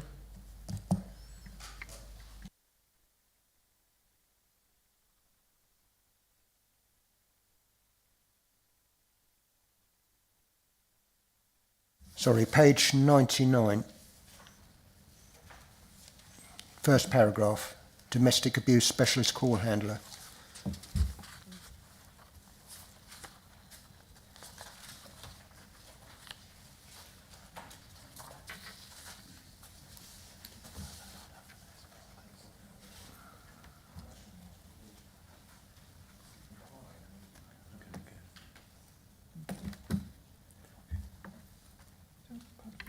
Forgive me. I know the initiative you refer to. It's a part of a government initiative. We will comply with it to enable us to have the resource. it is a feature that is part of the control room work already. I don't necessarily understand the question. So it is to provide tactical advice to an incident and to ensure that those decision makers dealing, and so therefore there is a more specialist presence in the room, as it were, more of the time, rather than, I think, a 24/7 cover. Is that the question you're getting at? Forgive me if I've missed it. Yeah, what I'm saying is if you have one person, they're going to be there for 8 hours a day, 5 days a week. And what about all the intervening other times? Hence, you know, do we need more? Yes, so there is an expectation that there is a level of training in this area already. So the operators, both taking calls and handling and managing the incidents, and their supervisors, they will already have a level of experience and training. On the operational side, out on the ground, there are the specialists that are on 24/7 as well. But this is about providing, the police call them tactical advisors, about having tactical advisors in the control room more of the time. So I don't think the intent, well, definitely from the funding, is that provision of that more specialist tactical advice will be present in the control room permanently. Thank you. Thank you very much. That's the end of that item. And the final question about the rugby and self-defence. Sorry, meant it for not for perpetrators, meant for members of the public rather than for those perpetrating the behaviour. Okay, thank you. Right. Thank you, Commissioner, for that. We now move on to the work programme. On page, agenda item on page 125, 123, should I say.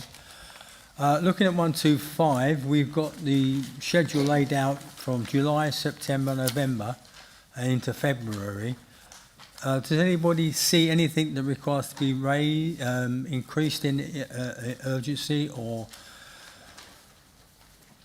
another item to be added? You seem to be quite balanced.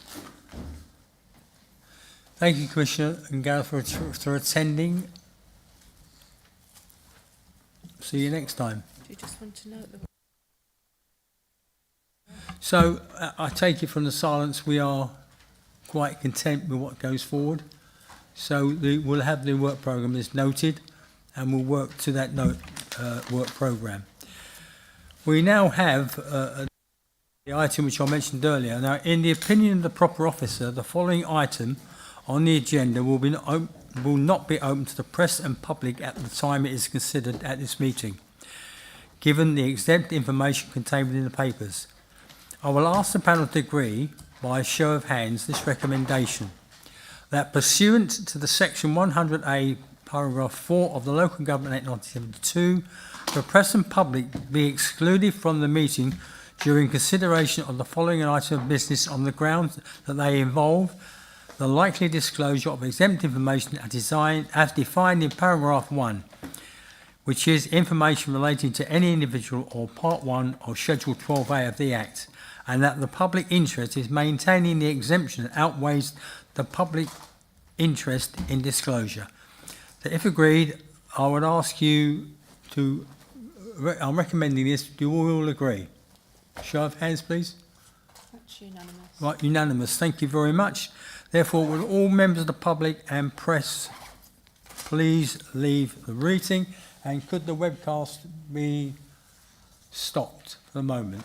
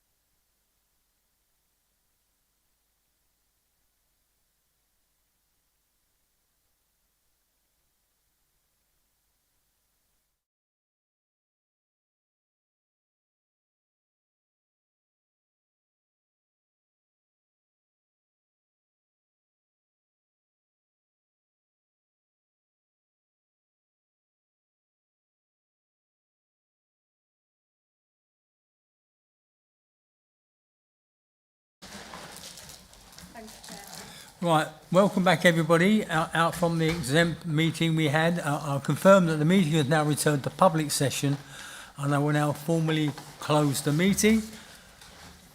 It's all legal. Dates of future meetings, 9th of September, 11 o'clock at White Forest, Kidderminster, and Monday 30th November, 11 o'clock, again White Forest.